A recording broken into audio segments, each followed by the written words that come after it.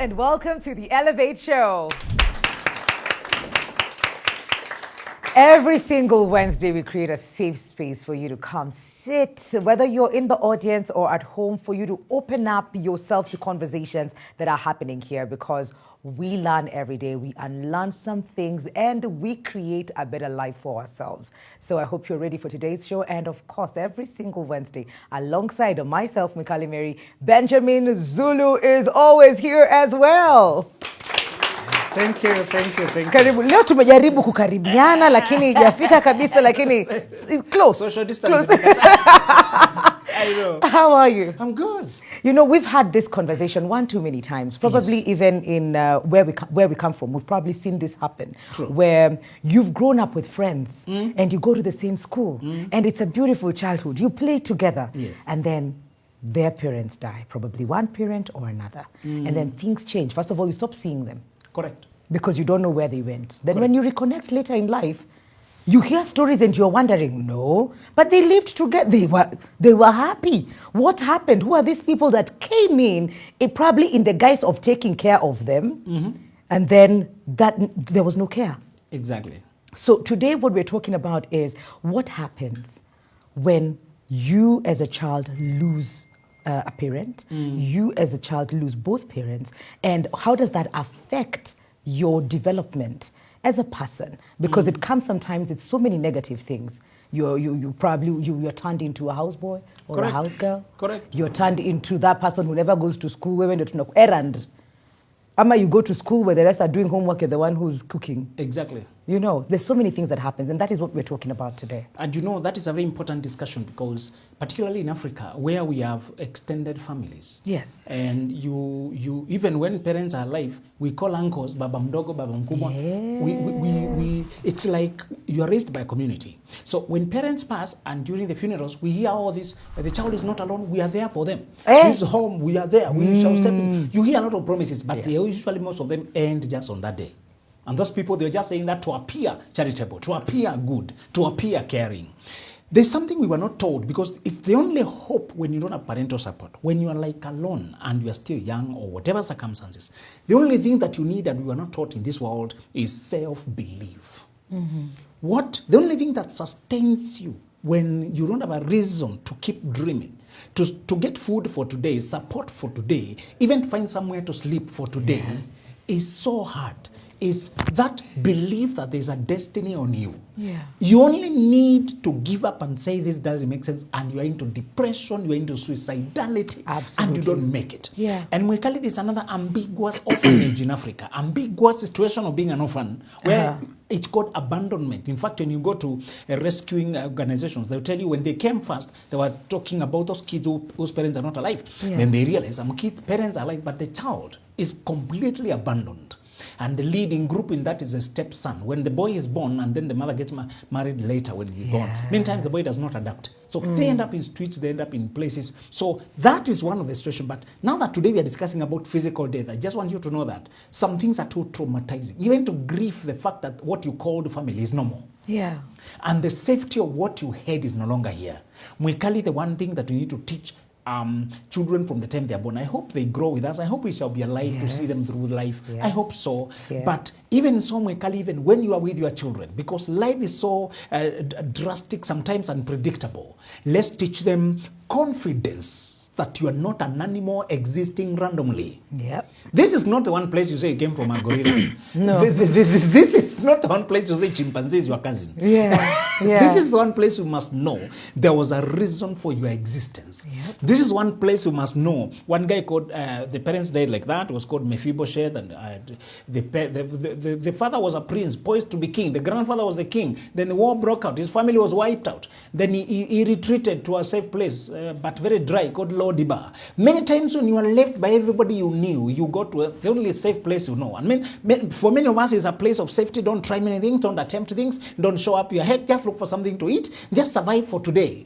That guy was called Mephibosheth, and he was injured in the battles. He was injured in the field. Many of us are injured in self-esteem. Are injured in dreaming. Yes. So that we don't dream. You don't have the luxury to think 10 years to come. No. You don't have the luxury to think 5 years to come. Yeah. You can only imagine food for today, shelter for today, survival for today.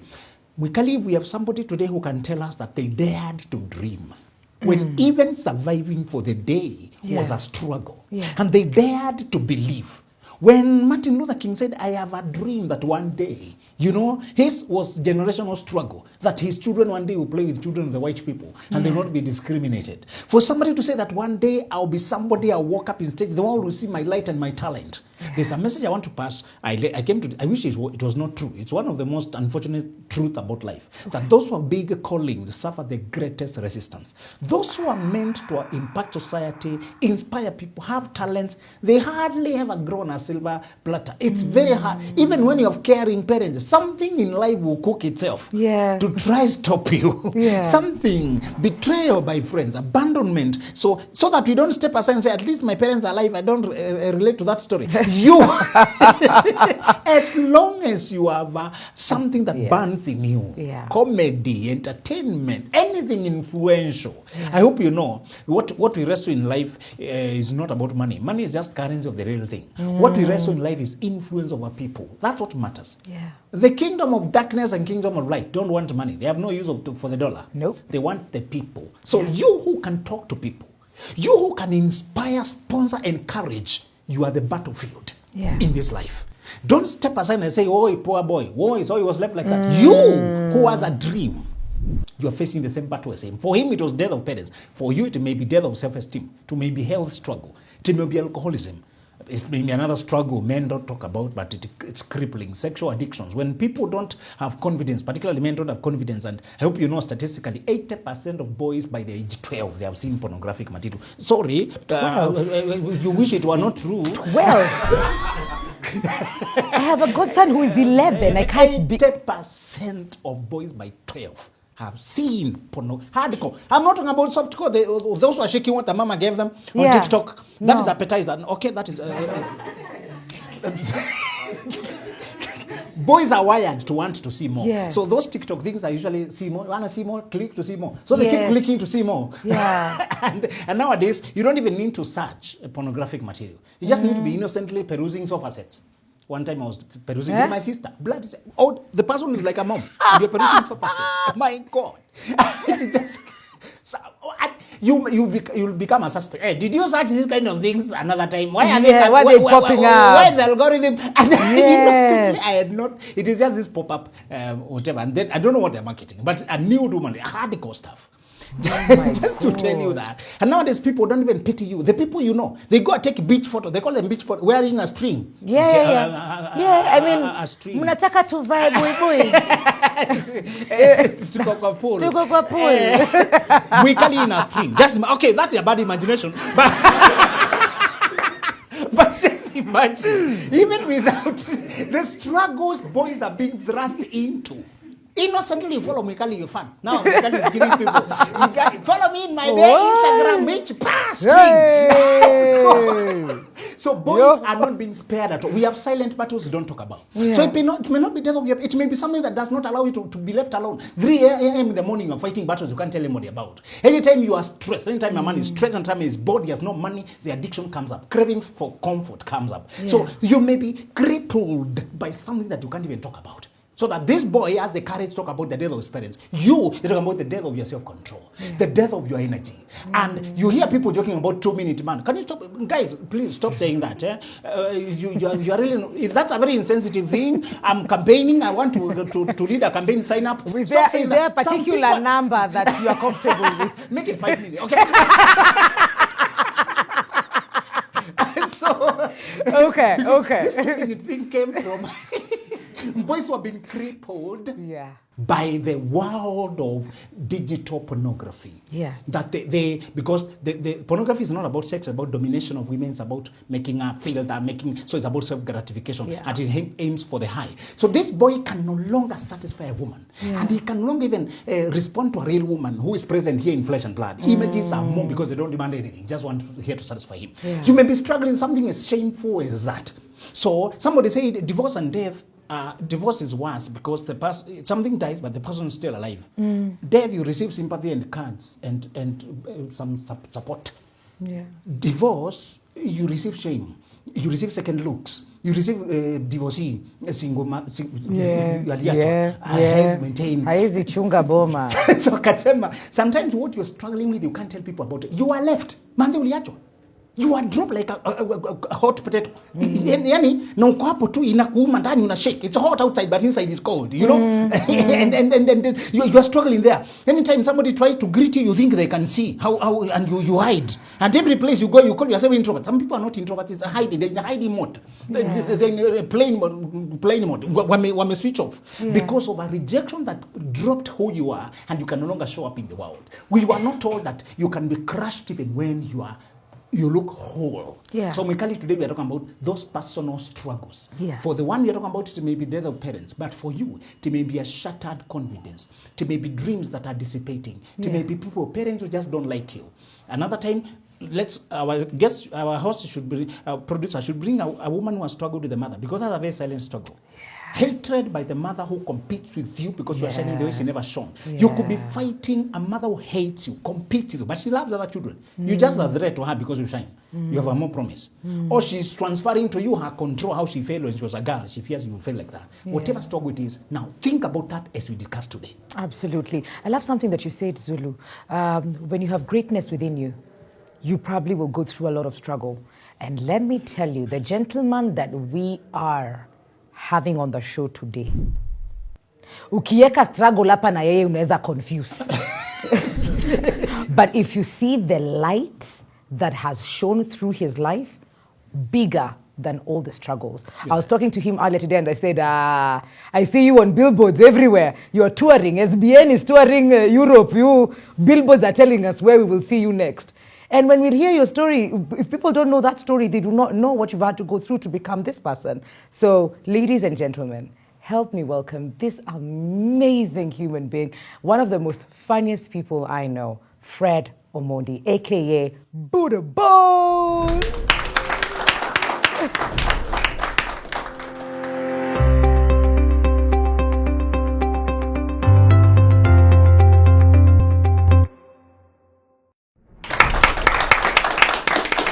Welcome back to the Elevate Show. And just before the break, we talked about some amazing things about a gentleman who's just joined us. But before we introduce him to you guys, we have a question for you. Have you ever been told you won't amount to anything? Have you ever been told, and I can see my audience, what wanafanya hivi? Niko like, ni nani alikuambia tutafika hiyo part, but have you ever been told that you will never amount to anything? That's the question of the day today. NTV Kenya on all our social media platforms, please let us know what that was, the situation around that, and how it made you feel. And if you made it, please, comment section ya leo ni ya kubrag, all right? And sijui tupige makofi tena, si ndio? Mnajua introducing Fred Omondi, a.k.a. Buddha Bones. Your accolades, your titles, your certifications, zimetoka hapa zikafika huko. And I know you like to mislead people, where you just show up and say, mini comedian. Na tutaki your story hapa. Like I said, people in the comment section can brag. Yes. Please, brag. Jina hii fanya na hiyo kitu Omondi. Niseme kila kitu nimesomea. Please. All right. I've been privileged to study Bachelor of Landscape Architecture, JKUAT. Privileged to study TV and film production, MOFOS. Privileged to study copyright law and a copyright X, that is Harvard. By the grace of God, tumefanya vitu za biashara hapa na pale. And looking into doing masters in theological studies. Hey! Iya mwisho ndio siku anajua. Nishapata admission, by the way. Nishapata admission. Umekuja na anointing oil. Ninahitaji. Unajua nikwambia hizi vitu zinaweza kaa jokes. Lakini kuna vitu Zulu anajua. There are things he knows. Welcome to the show. You're also a creative director. Yes, creative director. Yeah. We run the Buddha Boss Live Limited and the Buddha Boss brand.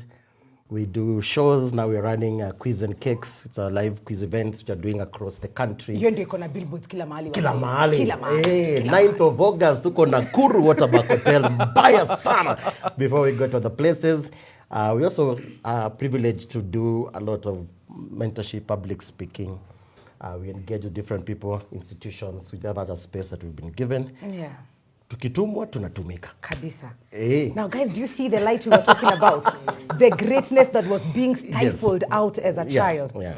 Let's go back. Yeah. Let's go back. Yeah. Sijui ni miaka, sijui ulikuwa class 6 ama before. Yes. We start with the one before. Yes. Okay. So in class 6, the key thing that begins this journey and story is the demise of my father. Yeah. So I'm the last one, family of 7 kids. Okay. Important information. 3 girls. All right. Now kuna age kubwa. In fact, the bro I immediately follow, that's Mdomo Bagi. He is 5 years older than me. And then of course in the 4 years nini. So sometimes Mdomo Bagi ule politician. Hey. A comedian. Yeah. Bagi. Yeah. Bagi akona hii jina ya mwisho ya kia huku. Oh, you know. Ah. Oh yeah. He's the one I immediately follow. Okay. But there is the guy who played a very critical role in actually ushering me into this ministry, comedy, because they call it a ministry. Yeah. Through laughter, we transform lives, and through the things we do, we change lives. It's art for social change. So it's more than just comedy. So that's why I think of it as a ministry, because people get their burdens lifted off through what you do. Okay. You know, so it's an important thing. He guided me in this path, and I always appreciate him for that. So now come to when I'm in class 6 and suddenly my dad dies. Okay. Now when my dad dies, there are certain things that nobody is able to paint for you that picture when all of a sudden the covering of authority is shifted. Okay. Remember, however bad your dad may be, but there's always the confidence, Buddha yuko. Yeah. If anything should go wrong, I'll call that. In fact, if somebody brings, some issues to you, I'm going to quit your budango. There's that confidence that comes in knowing I'm covered. Yes. Now, when that cover is no longer there, there's nobody who tells you, you're about to enter into a season of trying to discover who you are, of confusion, of not knowing what to do, how to find validation, and you are seeking for it even without you knowing this is what you are pursuing. Yeah. Because it is an inner craving of your heart. You're looking for affirmation. You are looking for acceptance. You're looking for that person who can just tell you, by the way, I believe in you. And that identity and the confidence that whatever happens, I'm cool with my dad if he's there. Yes. Now all of a sudden, That's he's gone. not. Yeah. Life changes, of course, also dramatically. My mom that time was a primary school teacher. So things shift. She has to work early. In fact, she would wake up and go to sell vegetables in the morning before she goes to school to teach. And so you can imagine you're interacting with people who your mom alikuja kuuza mboga asubuhi because now she has got 7 kids. Yeah. Burden, and of course, these are not kids that now have realized that because dad is not there, the appetite has reduced. No. In fact, I think we're eating more. It's 4 boys. Then at some point, everybody has to be brought in to try and do something to fend in. So I used to go and buy mangoes in Kikomba for 20 bob. To tell them that you can get 20 bob extra. Yeah. That 20 bob is your contribution to the family. My sister Like you would buy. hook. I will hook. And by the way, when you have mangoes and they have not been sold, they become food. So you eat capital. Usiku. Unaenda kutafuta zingine. You get. Yeah. And then slowly you find yourself now trying to get validation in crowds, etc. So of course, being raised in Isili that time, you find yourself in a space where there's crime going on. Some of my close friends then were people who I know were serious criminals, wielding guns, some were carjackers, etc. You'll go to play football, and as you remove your boots, somebody also removes the gun. When you finish football, amenda job. And they will chat the following day, like, hey, jana tulikuwa mra. Moral, strong. You get? Yeah. Of course, slowly by slowly, there are certain things that rub onto you. Yeah. So by the time I'm getting to Form 2, and of course, nimepeleka ushago for purpose of discipline, not performance. I'm happy for those when you mulitafutiwa shule because you had good grades. These the good grades didn't matter. My mama alikuwa na swali moja, unajua shule iko na kiboko? Hiyo ndio tunatafuta. Hiyo ndio tunatafuta. And my husband wakapata some school madhe Nyanza huko ndani, you can't even sneak ukitaka, you know.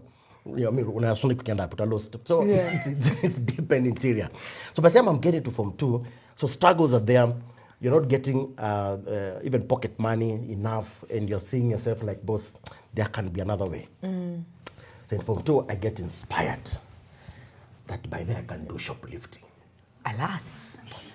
As I go for my first gig.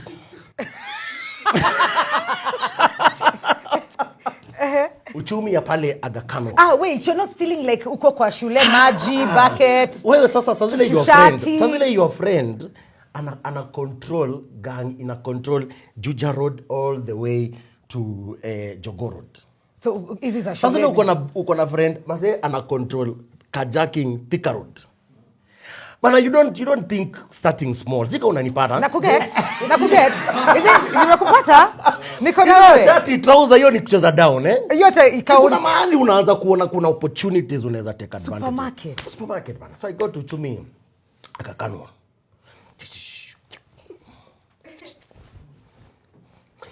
Ile kitu siku anajua. Kuna kitu inaitwa CCTV. Sika mbona nipata. Hii story mpaka sasa hivi is it making sense? Tuko na wewe. Sasa these guys kitu walinijikasirisha nayo ni walingoja tu nifanye shopping. Umalizi. Hawa kuinterrupt nipata. Wakakuja nifanye tu shopping, alafu nikaka vitu 2-3 kwa trolley nikakuja na. Ulipia hizo at least. Wakati kwanza hizi nilipia. Alafu nishaweke ndio kwa machine. Kwanza anything else?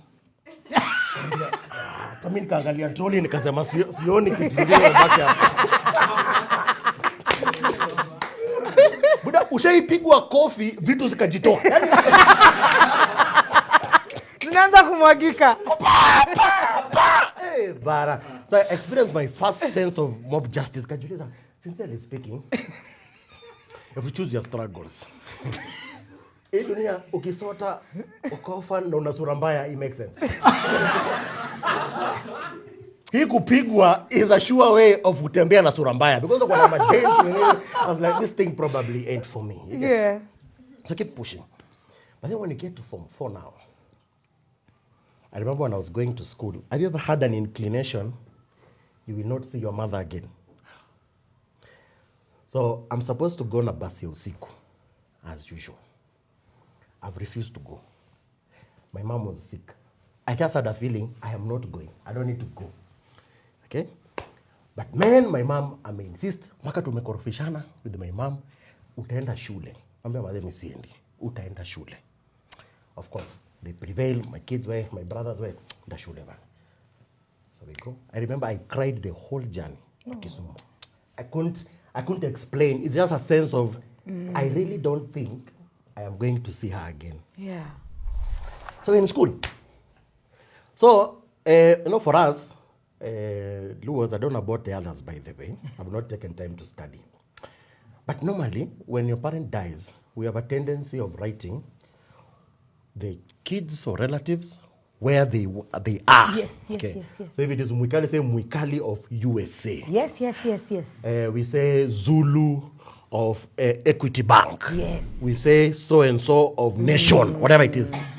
Sababu mwisho they are writing wanaandika clearly by names and then the school that I'm in. So guys in school wamesoma gazeti, they know my mom is dead. I'm clueless. Oh my God. And I know in school, me, I'm loud. I am everywhere. I'm doing sports. I'm in drama. I'm doing music. I'm all over. And these guys are like, Hajui. Nani anataka kumwambia? So my uncle comes. 2 days to the burial.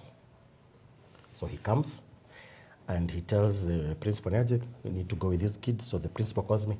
Your uncle says you need to go home. Why? Your mom is sick. She wants to see you. I'm like, me, I know that school. Wakupatie ruhusa uende nyumbani mama yako ni mgonjwa. Kwani wewe ni nani? Are you a doctor? Are you a nurse? what value are you going to add? Yeah. Are you getting? Yes. So in between, I'm like, this thing doesn't make sense. But it's all right. That's games time. I'm picked. Tukiwa kwa basi going back to Nai, he says that by the way. Yeah, and by the way, you know your mom died na tunamzika kesho. That's how he's going to say it. Yeah. Let me tell you, Mikali, I almost beat up my uncle. What? You know, okay, sometimes maybe we don't know how to break news sometimes of this nature. Yeah. If you don't know, don't do it. Yeah. Yeah, just keep quiet. Because you can't make it appear like a by the way. You know. By the time I'm getting home, I'm like, guys, kumeja. And there's drama going on. A lot is going on. So we're preparing for the burial. Then what now broke my heart is when I could see the celebration of my relatives, that my mom is dead. What? In fact, I have never forgotten one of my relatives saying in our hearing, sasa watoto watakuwa machokora. I have never forgotten that statement. Well, there's a time many years later I was going to preach somewhere at some boys' school in Utumishi Boys Academy. And when I was speaking about it, I didn't even know I'd carried that pain that long. I broke down in the service. Just remembering, I'm like, hiya, God, this is what these guys had imagined of us. We will be packing boys, will amount to nothing. And sometimes you can be in a family where the success of your father is envied even by the relatives. Yes. They're not celebrating you because they're thinking, how can it be that only you guys appear like you're the brightest, appear like you're doing ABCD. Yeah. And now opportunity has come, according to them, kusawazisha the score. Now we are, and in fact, let's see how you're gonna make it. And so now we go and bury painfully. We come now to second term, and a meeting has been held at home. Hey, guys, none of my siblings are working. The relatives have gone. Of course, part of the things I hate about some of the cultural practices, they take the things they think belong to their kin. What? Yeah. So come on, go, whatever, you're like, all right, fine. So he comes and says, look, nobody's working, kila mtu ajipange. So whatever you're gonna do, strong. Whatever you end up, strong. So now I'm in high school. You guys remember the way we used to write to board, 216 days to go. Yes. 119. To me, they were traumatizing realities that every day we will strike off a day. The question will be, where am I going? So everybody else, your siblings, the 6 of them, Kila mtu ajipange. Yeah, nobody is working. Nobody has a job. Do we have a home? Which home? Si muna rent. Hakuna mahali hapo. Si munaenda. And 2 realities, and I think, I don't know if I heard Benjamin mentioning it earlier on. When my dad died, promises. My dad was with guys, and my dad was connected. Politicians he was a famous guy in his days. So guys come, and it's a big funeral. Promises. In fact, there are guys who after that walikuwa najua tumeomoka, because just imagining what people are being said. Watoto mutuachie. Kwa sababu ya ile kitu huyu mzee ametufanyia. Whatever it is you need is sorted. In fact, muzikuwe na wasiwasi.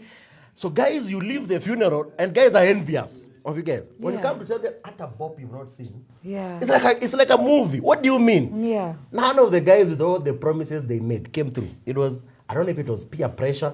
I don't know if it was the pressure of the moment to show solidarity with the departed, or it was just hot air, whatever it is. But the truth is, they never came through with what they said. Now you want to go and tell guys, chief, is how. Now when my mom died, she was a teacher, so guys came and contributed. See, a big harambe was done for the family, let's say Kaleo. Yeah. That same night, thugs came. Every single cent that was contributed. Jehovah. So nikisema every, unajua unaweza assume wadiacha tao. Hawakuacha. Every single cent. Was that like an inside job though? I don't even know, but silly anything is possible. Okay. Oh my good. All right. So you have guys who would make promises, nobody has come through. You have these things are not working, and you're like, what are you gonna do? So I push and I'm like, sasa hapa form itakuwa ni gani? So I finish high school. I remember, that uncle mwenye alinitafutia hiyo shule akiambiwa tafuta mahali kuna kiboko. He's the same one who broke the news in this and welcoming way. So I decided I'm going to this place. So the principal gave me fare to go to his place around Maseno. So I go to there, being accommodated there. And just as you would expect in certain homes. So we are here, and vitu ndogo kama food upewi. So you go, you have got family. So breakfast, mnapata kastungi, sugarless, no bread. Kume the kids of the family wanaambiwa nini after hii show mkuje back street. Hasa wanapatiwa chea maziwa, mkate, nini. Lunch, that one was a no-go. Sapaka slice kadogo. So I was like, hey boss, what's happening, man? So I'm like, I have to figure out now a way to survive. Sometimes adversity can push you to discover things you've never imagined are possible. Yeah. Now, because I was talented in football, I began to train, and not to train, but to play for Maseno University. Wakanipea mpaka fake ID. Okay? Sijui kama hizo ni vitu za kusema. Nikatengenezwa fake so that I can play for the university while I'm there in Maseno. So during the evenings, I discovered now I have access into the campus. Yes. I need to make some money. How can I create a way of making money? I remember I was good in poetry, usani. I started making love notes and creating them in small cards. Put love notes, do calligraphy, whatever it is. And then usiku, because I have access, I go knocking on the doors of the ladies. They buy 10 bob. Then I'll get money together with my cousin. Then we'll get food to eat. Yes. That is how my writing began. My scripting. Love notes. Yeah. Says unaandika award-winning plays. Unaandika. I'm telling you, that's how the writing began. Wow. And so I started and created it. After 2 months or so, I was like, I've raised enough money to do easily. Okay. So I told my uncle, hey, Barami, I'm back tonight. Thanks for the time. It's been real. So I like, come home. My sister then, I really love my sister, man. She was sacrifice for family styling, and she took the role as a come mama. That time, miraculously, she's just gotten like a small job somewhere. She was able now to house all of us in a single room. So all of us, we have got, I'm talking about my sister, we have got my late sister, we have my brother and I. My brother at time, I think alikuwa namalizia 𝐾𝐢, ama alikuwa amemaliza 𝐾𝐢, they are about. I've got 2 nieces there. From one of my sister, another 2 nieces there. And then another niece of mine. So tuko jeshi. Privacy was your personal choice. You want to check privately, it's okay. Yeah. You create your space. Those are things are luxuries. Are you getting my point? Sort yourself out. Now, that drive brought me into a place where I was seeking a place of expression. And something had already happened during the time I was in high school. I'd now received Christ. Now I'm saved. So kuna maukora nimewacha, lakini pia kuna vitu na patona. This is my addiction this guy is talking about. For real. I will discover, boss, I had to battle addiction 8 years to get out of it. It's crazy, you get. So you're in this push and you're this place. So we begin a theater group called Narcissi Theater Production. Okay. We are 19. Some friends of mine had to begin doing performances at the different theaters to get paid, etc. Panapale, we perform in schools. Doors open, I go to campus. In campus, we do drama, etc. But we need to survive, man. Yeah. We need to find that extra. I don't have parents to call, give me money. And you have to figure out a way. Then I discovered, I can write. Yes.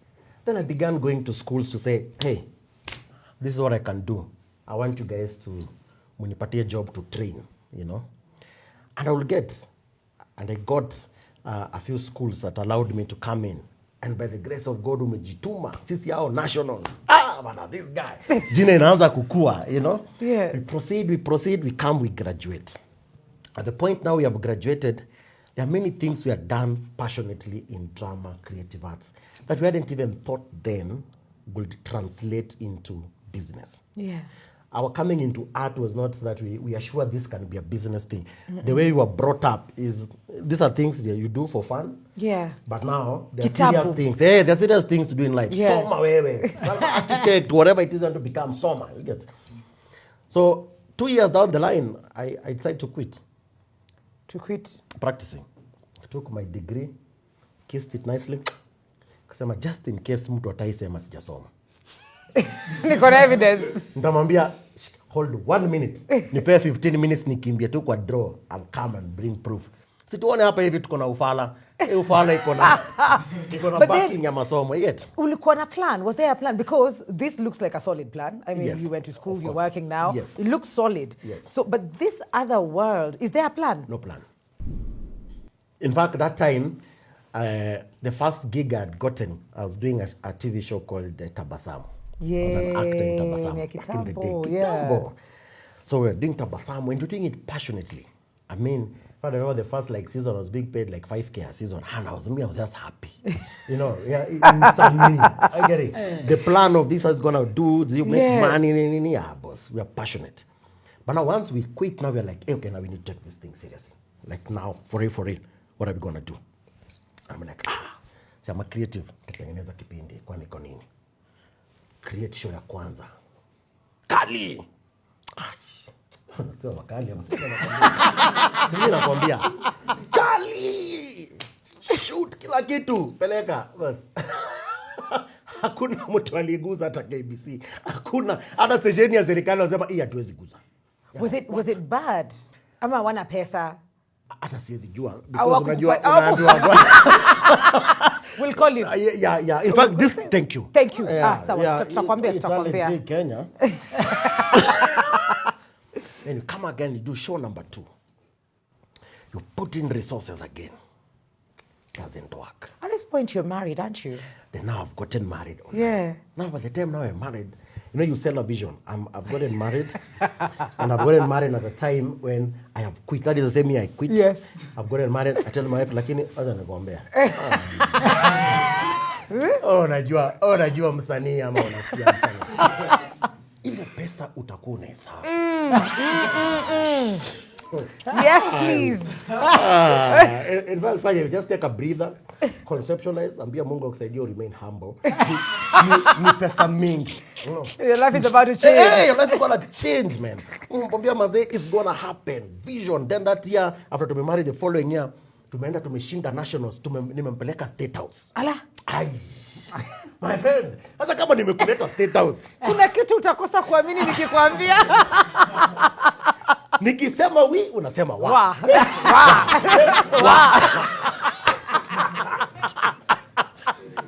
You convince her, you bring all the family resources, including the ones you've borrowed, put them together. You do your show, backfires. Ile ingine umerecover. Wapi? Ile ilienda, ya pili ikaenda, show number 3 ikaenda. Oh my goodness. Hasa maze, unajua huwezi kula DVD. 0. Unakaa. Then you can imagine now, in 2012, I have another idea. Show number 4. Hachoki? Hizi idea unampatia? Wachana na zile idea. Ini. Sasa. I don't know if you've ever gotten in touch with a creative. You know, yes. You sometimes are so engrossed in what you see. Yes. To you, it is tangible. Exactly. It is physical like this. Yes. To other people, it is jabberistic. Yeah. Some jabber elements. Exactly true. Yeah. But for you, you have walked the path. Yes. You have gone through everything that you need to go through. Yeah. And you see every possibility it carries. So for you, it is really sad. It's like you've already walked the journey. Yeah. So you are just giving information, but you've already arrived at the destination. Venye tu ujaanza. And the way you sell it, sometimes you can be so convincing. Hata anasema, Okay, I really don't know where this is going. Lakini unaniconvince. But it's okay. Yeah, it's fine. After all, you've burnt the boat. There's no plan B. This is show number what? This is show number 4. Just let's take a pause. Let's take a pause. Show number 4 nataka kuna kitu imerudisha. Na uko na 𝐿'Dem kwa house. 𝐿'Dem kwa house. Umeuza kitu unauza ni vision na DVD. Sera wewe. Sera. Zulu. There's so much that has been said from Uko before we get to, because he actually makes it. We need to know at what point that changed. The fact that you can persuade so well and see the vision and is articulate. Unajua kuna kitu alitaja na ukaruka, najua utarudi hapo. Kuna Harvard alitaja, ilikuwa Harvard ya ukweli. Ni Harvard ya ukweli. Na ile kitu sikurudia ni kwa sababu sikuwa najua ni ideology. Ya Harvard. Niliona Jugusha akijoka na I've had. So shule yake inaitwa No. During time ya COVID, I don't know if you guys noticed, a lot of even Ivy League universities were offering courses. Correct. During that season. Yes. Now, that is the season niliangukia this course ya copyright law. Aha. And it lies exactly with what you do. Yes, and we applied for it, done in conjunction with, it was being done, our guys were 𝐾𝐲𝐫, and I think, was it Go Down or something? I can't remember the exact collaboration that was here. Yes. And an invitation was called, guys, to apply. We applied. You were shortlisted, went for interview. You were selected. I'm like, aye, sinde huyu mimi. Harvard. Haye, niambie sijakanyaga tu shule yenyewe. Yeah, but at least I have a certificate that says do you know, one. let me close with this, because this guy is at least answering comedians just jokers, because many comedians are just jokers in life. So that even their life is a joke, you know. Someone is cracking jokes and the life itself is also a joke. But the fact that he's open mentally to learn, even to be challenged. There's a guy called O'Neal, Shaq O'Neal. He was a very tall basketballer. He finished playing basketball, but the mother told him, you could be the first O'Neal to give us degree, give us PhD. So he keeps going on to just open doors for others. I love this curiosity that he keeps growing. There's a humility you need to subject yourself to challenge, to learning, to being correct. Because when a teacher stands in front of you to challenge you the concepts ambazo zingi kwa kichwa, you must be humble. You can't be full of yourself. Anakwambia X, rudia, repeat, correct this one. There's a humility I'm seeing here, and I'm seeing a man who does not stop improving. I think we can learn at something that even if you make fun for life, you can still be serious in real life. That's true. Yes. That is so true. Let's give a round of applause to them for that. And we're just going to catch a break, but the question you're asking today is, have you ever been told you won't amount to anything? Yes. Walikwambia hiyo kitu. Walikwambia hiyo chokora. And it's so interesting. I was talking to a lady today in the morning as I was having my makeup done, and I was talking about the conversation that I'm going to have with Buddha Boss today, and she said, she wasn't part of the conversation, but she got triggered and she said, what did you say? Then I repeated, it's like, oh, these people, they did this and this. Then she said, it happened to me. I was like, what? Now, what was said to her was, now that your dad is gone, you and your mother will live in the streets. Mtaishi kwa nyumba za mabati, na huyu msichana atakuwa malaya. Now she's working here at NTV. And you know, wakipatana huko na dota yako anaendelea aje. So these things are said, these things are happening here and now. So to have you, and to also remember that there's something within us, that if you still have hope, if you still, because you also continue to say, you know, now I'm a born-again Christian. I was just like, yes, Lord. This is what's up. This is what's up. Okay, we're going to catch that quick break right now. When we come back, we'll open up the floor for the audience and, of course, get the turning point when it comes to Buddha Boss's life, because the conversation today is dreams are valid, the rise of Buddha Boss. We'll be right back.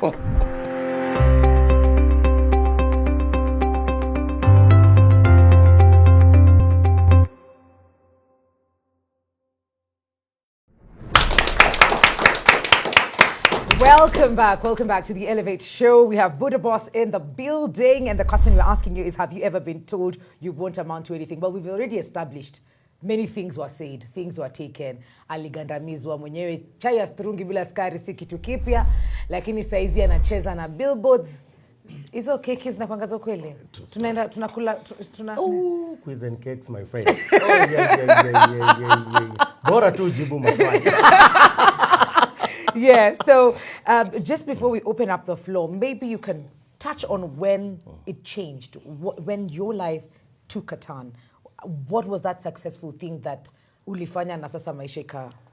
That 2012 I was telling about. Aha, Show number 4. Show number 4. Show number 4 was the turning point. Because that show number 4 eventually got on air Mnet. And maisha ikapiga 360 moja supu. Sana. Nikaanza kulipwa na dollars. Ngoja. Nasema Mungu ni mwema. Mkahama. Ai, tulihama. Hamentwi.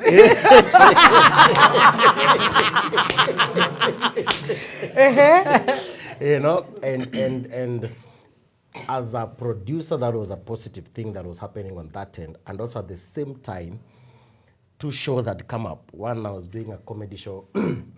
Rather, Protel was doing a comedy show, and they brought us on board as one of the guys who were part of it, called LOL. It was airing on K24. Then from LOL came Hapa Kule News. Hapa Kule News, that's sasa hapo nimekufikia. Umenifikia sasa. Nimefika sasa hapo ndio nilianzana na wewe. So on screen, I have Hapa Kule Hapa News Kule. going. Yeah.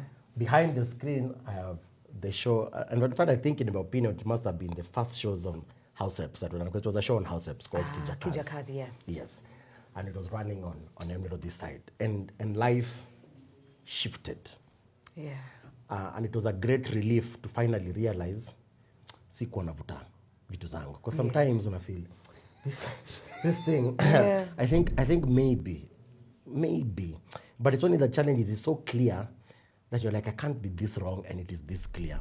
But sometimes when you look at trying to look at the evidence in the past, and also realize you better believe in the one who can change your history. That is God. That history doesn't really matter when it comes to him directing your path, because you can get off rail just when you're too close to making it, because the history is giving a different testimony. And to me, that element of trusting God made a big difference, because God, are you with us in this thing? And you still feel God anakuambia roju. Niko na wewe. Are you getting it? And that made a lot of things. And the other bit that is important to mention that people may not know. When I was doing Tabasamu, I found myself in a place of conflict. Conflict in the sense, I'm acting in a role as this womanizer. Super womanizer. In fact, the number of times nisimamishwa na wanawake nikisomewa. Who do you think you are? You can't be treating in real life. Women. Yeah, real life. Wamekasirikia ya ukweli. Wamekasirika ya ukweli. Makasiriko ya screen. Yeah, screen. You know, sometimes you can be so convincing baga people like it's acting. Inaka ukweli. Vitu za ukweli tunajua hii huyu jamaa huyu yofanya kweli huyu unajua. So it brought conflict between me and church folk, because you are a leader in church. And this idea, what is this? You're acting. Sasa ni dhambi. There's a lot of drama. Get. So in that season, I remember when we were just praying with my pastor, trying to figure out what's the way forward out of this. God gave a word and said, don't worry, first of all, I am bringing this show to an end, your role in the show to an end. And then 2, I am going to give you your own show. Okay. So I have now a word from God. I'm going to give you your own show. The reality of it came three years later. But that word that you are holding on to, the promise of God, made a difference. At least while you think about this thing I'm passionate about, but you're like, I can't be crazy and God is also crazy. Me, I can be crazy, but God can't be. So if he said it, me, I believe it will come to pass. Absolutely. That became something that motivated me to continue pursuing, because now, at least niko na backing heaven. And you're living on those promises. And I'm living on those promises of what God said. That made a difference. All right. Maswali ziko kabambe. Yes. Jana wetu wako tayari kuuliza, uko tayari. So questions for Zulu and Buddha Boss as well. How can we deal with the psychologically mind that is tortured? Because you find it is tortured psychologically, and really we carry it affect on what we need to do. And maybe again another question now to the men, like they really keep quiet in hard situation. Sasa unapata aona kakitu hapo, unafika unaambiwa hakuna mboga, hakuna salad, then hauna chochote, so like you keep silent. but really now affecting you. So how can men come up maybe to open and talk to the really things that are affecting them? And how was your turning point from that psychologically torture yenye uliambiwa utaenda kuwa chokorana au to be where you are? Sawa.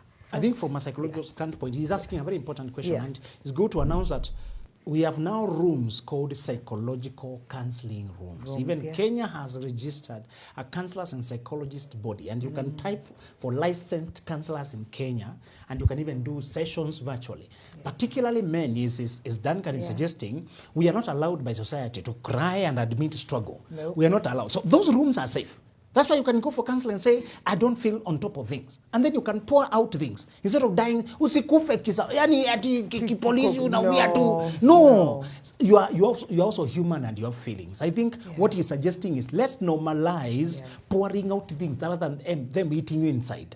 And when somebody, we call them words, we spell words because they cast a spell. The spelling of words, they cast a spell. Yes. The grammar, that person said something, Yeah. and it plants, even if it's not carrying a curse or witchcraft, the fact that you believe it, that belief is what makes it operational. Go to therapy and cancel some of those things. Change the affirmations. Yeah. Yes. Yeah. But the boss, he asked a question as well, the turning point psychologically, because you said earlier that it hit you many years later. You didn't know that you were carrying the pain all this while. Yeah. So now that you realize that you've been carrying it, how did you get out of that space? Or, One of the things that makes a difference in your life is the support system around you. Okay. And I think it's safe even for me to mention that one of the successes I have had is to have a really supportive wife. I knew it. I knew it. Because with all the failures, can you imagine, never once did Mwayo say, hizi vitu zako za ufala sasa itabidi umetafuta kitu ya maana ya kufanya. Because that adds weight to something that is already on the verge of breaking. And that becomes the one thing that breaks that bit. Then having a safe space within your community. For us, we have a community of believers, whether it's church, Bible study, whatever, makes a big difference. Then having people who speak life into you as an authority is extremely important. Somebody who speaks and now calls out the greatness he sees in you. Yeah. And you can't imagine the power of hearing. The words that you need to be told. Yes. Unajiambia, but there are those things that you need somebody to look at you and speak to you and say, bro, you are going to make it. Yeah. You are blessed. You have a future in what you're doing, and you're going to be able to succeed in a great way. Hearing it, because faith comes by hearing.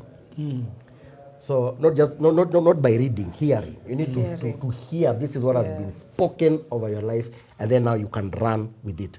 Those are things that really made it easier for me to be able to come alive. And of course, the other things is you're cultivating a relationship with God. So you're also able to get his affirmation over your life. But if you allow me, Mikhailo, just to point something, because there's something he said, I think it's important just to touch on something, if you don't mind. Yes. Passion without skill ni blunder. Hear me. The other thing that happened in the same year of 2012, that's the year I got admitted to go and study TV and film production at Morphos. Yes. Changed a lot of things for me. Now you begin to realize you are passionate, but if you make something that is not of broadcast quality, the idea is good, but it just can't go on air. Yeah. And this industry does not have babysitters that are so careful. Oh, come we explain to you. No. Now these are the 3 problems you have. If you can fix them, come back to us. Yeah. They dismiss. They have got thousands of requests they are getting. They have no time to come down to your level specifically to explain to you, unless in very unique circumstances. Yes. Skill up. Usisukume passion on the verge of passion alone. There are things I can look back and I can see the errors in the things I created. Blunder, unajua, boss, niwafanya nini? What are those? you know, only because now I know better, because I've been skilled and trained. The second thing, find people who can give you genuine, honest opinion about the work you do. Genuine, honest opinion. Whether anaanza kukwambia, Buddha, maybe gifting yako ni writing, si kuimba. When ni songwriter mkali, but maybe vocally inaweza kuwa chali. Or maybe you need to get a voice coach kukusaidia. When mnoma in idea kaizi, lakini the business dimension inakusumbua. Maybe you need now to figure out how to make this into a business. As it is a good thing, entertainment, but it doesn't have a business element to it. Sometimes you need an external person to look at what you carry and give it direction. Okay. Because you know what you carry. Yes. But how it is supposed to do business, open doors, sometimes you need somebody else's either experience, knowledge, or that kind of thing to point you in the right direction. And then you're able to know for sure I am doing something. Ule coach mwenye Zulu alisema, somebody who's not probably in your industry, but probably understands the business acumen that you need. Yeah. Na ikiwezekana marry that person. Hey! Hello. I don't know if we have time, but we can just take one quick last question. You have the mic? Yes. Hello, Mikali. Hi. And Fred and Zulu. My name is Alvin. And first, I'd like to compliment you. One thing I've learned from you is that it's not about where you have been from, but it's where you want to go. Absolutely. And I'll have to post a question to Zulu and also Fred. My first question is, since kuna a lot of cases that happen, ndio tupate the children who normally stay at kwa streets na ama children's home, is there a need ama an importance for parents to now plan the future of their children once they are not there? Because in most cases, people are way affected when the parents are dead, and you find that relatives wanakuja wanadanganya like mimi nitasaidia huyu, but in real sense it's what they will gain from that, and not the person the children who are there. So I'd like you to like enlighten us on that part. Is it important for even parents to, let's say, kuonyesha the documents to the children and giving them their accounts na vitu ka passwords because of security purposes? And to Fred, yes. Mimi nimekuwa msanii pia. Nimependa kwenye ameka past tense. Nimekuwa. Nakuanga msanii pia. Nakuanga msanii. Saizi wewe ni nini? Pia mimi ni msanii bado.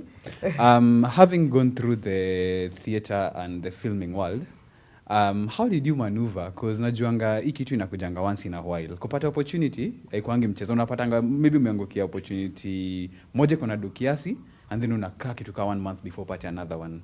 Sasa, how did you sponsor your lifestyle, your days? Hadi na unajua ilikuwa unatoa investment sana kwa producing of the DVDs. And also, my other question is, sahizi, since now you've established yourself, back then, walikuwa nakuongelesha vibaya, wakisema wewe utakuwa chokora. Wanakutafuta hadi waleo. Wako wapi? Wako wapi? Tunataka tujue on live television. Anyway. And Mikali, that question, bro, thank you for bringing it up. Yes. Africans don't like thinking about death. Africans don't write will. Yes. And I told my wife I was shocked like a thunderbolt when I realized my children don't only inherit my things, they'll also inherit my enemies. Oh, yes. The people who hated his dad came to pour it on the children. So mlikuwa special, mtakuwa machakura. The children were innocent. It was transferred hatred. So Alvin, just remember this. Your kids will also inherit your enemies.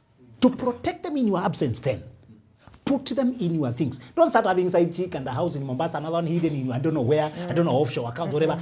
Make sure your wife and your kids know where the things are, and then write a will or a testamentary trust, with other things called as a trust that will take effect after you die, not just a will. That's a more powerful instrument, in fact. You should, and just research how you can secure your children. Get these insurance policies.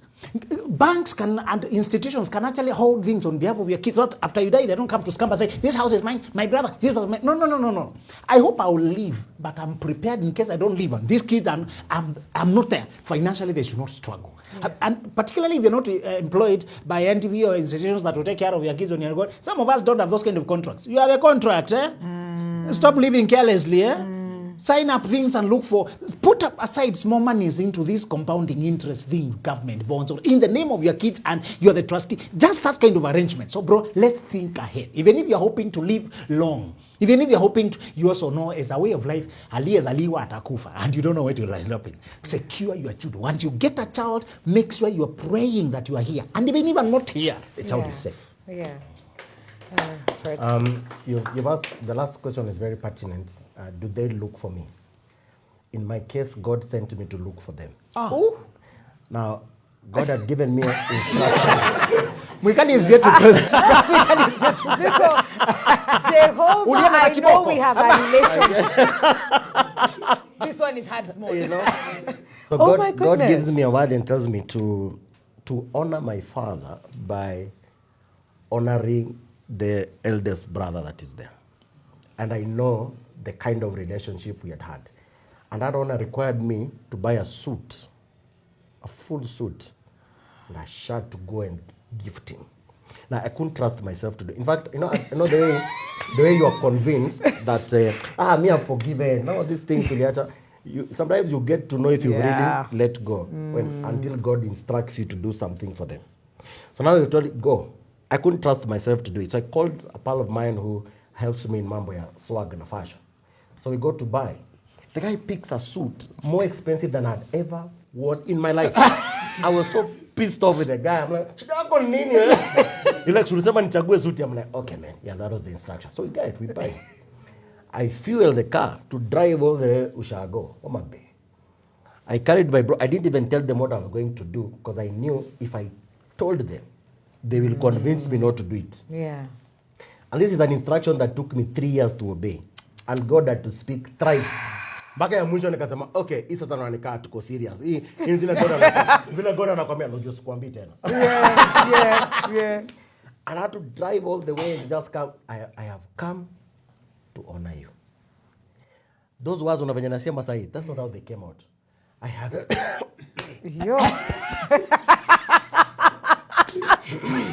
Let me take that again. Take two. Unasanga ni nini moto kwa koo? You know, and when I was giving, I could see the shock on my brother. In fact, at some point, my late bro was convinced I'm the traitor in the family. I mean, how do you relate to with the enemy of us? Yeah. You know, that means you are also an enemy. And sometimes personal instructions that you're taking from God go against the grain. Yeah. But it is at that point that I knew for sure God has lifted the burden off my heart. Oh my Otherwise, still today, Yeah. in my heart, ningekuwa nimewabeba. Yeah. And you know, bitterness is poison to yourself. It doesn't kill the other person, it kills you. So that is something that is important. Sometimes, when you have grown out of it, and God helps you to grow out of it, it is not kungoja, hapa ni wapi. Hapa ni wapi is the thinking of mtu hapa. When God allows you to come up to a particular level, you realize, I am here because it is God who has lifted me. And the challenge is the same God who has lifted me can have mercy on them and lift them up. Yes. True. So unaweza fikiria, uniona, kesho pia umkutane hapo alafu. You realize it is the same God. So like if God had mercy on us, brought us from attempted crime and other things and addictions and changed our lives to who we are today, that same God has the same intentions over that uncle, auntie, whoever it is that did the crazy things. The same intention. When that sinks in, you just pray that God helps your heart. Absolutely. Yeah. That is so powerful. Yeah. And I feel kama parting shot. Sijui kama ukina powerful kama hiyo, because we really have come overrun forever. My producer is going to have a problem with this particular episode. If you have another one before Zulu closes the show with his parting shot. For me, allow God to order your steps. Okay. Okay. It makes a lot of a difference. Yeah. Thank you so much for that. Zulu. You know, this man turned his life around, attempting the 4th time what had failed 3 times before. 3 times. Yeah. You can't even try the 2nd time. And you keep saying the witches of the village are coming after you.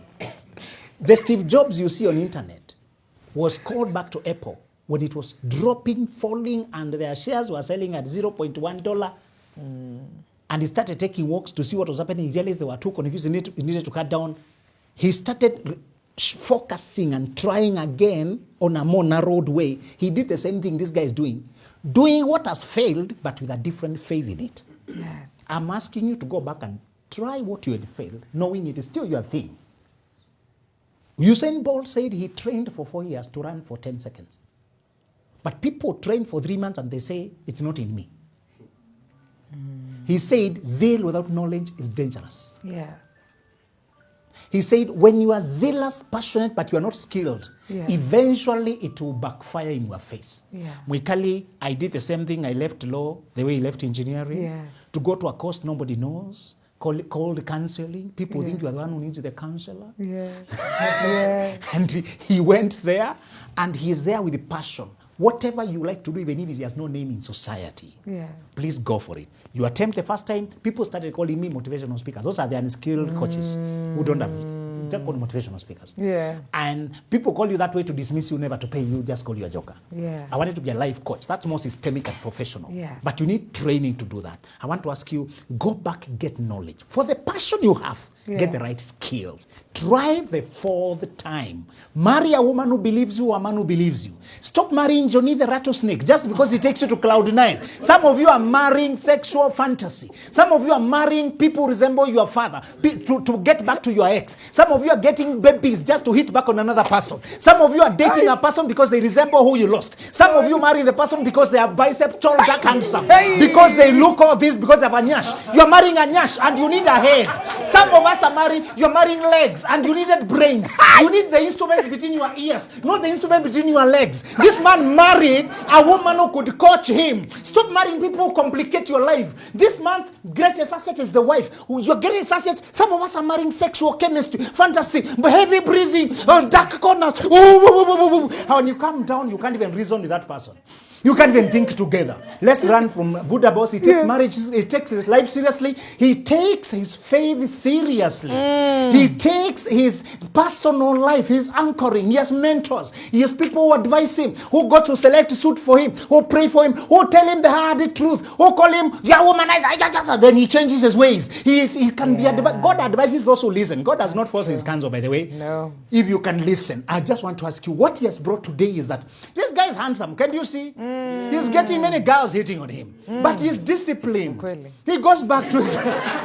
He is a lure for Hey, wait. You know, it's a full-time job. They told us. It is. He's articulate, he's creative, you know. Funny. This one, you know, and funny, and he knows how to dress up, of course. Yes. What do you expect from the Lake region? But just to tell you, if you can have a guy who started nothing and built, and is still true to his values, Yes. that is your problem. Every time you get small money, you get crazy. You forget what you live for. $1 million hits your account, now you are insane. Nobody can, you switch off your phone and you go raving until Monday, until it's negative. I just want to ask you, let's learn from him. Yeah. Even when you get what you're praying for, pray for strength to stick with it and stay with the people who built you. And when you date and marry, marry with a level head. Stop doing interviews in bedroom. We do interviews in boardroom. Stop doing interviews in the dark with sheets and blankets. We do interviews across tables, checking characters and values. Thank you. Ooh, let's give him a round of applause. Zulu out, mic drop, right there, right there. Thank you so much, Zulu. Thank you so much, Buddha Boss, for letting us use your story to teach. And you can see Zulu is very good at drawing those lessons from our lives. And I hope we've all learned something, okay? Tukienda huko nje tunatumia nini? Sema tu loudly. Iko sawa? Iko sawa? Iko sawa? Usijishuku. Iko tu sawa. And for all the people who tuned in today, thank you so much. If you're feeling overlooked, if you feel like nothing is happening for you, remember that it is okay. Where you started does not determine where you're going. Just keep at it, keep the faith, believe in yourself, and also get good counsel. Do not also just go for whatever and don't give up too soon, all right? We love you, always love to have you on the show. Asanteni sana from myself and the team here and the audience and the production team as well. Thank you. See you next. Nakuru lini? See you in Nakuru, 9th August, Waterpark Hotel. That's what's up. Quiz and Cake Season 4. Woohoo! Adios!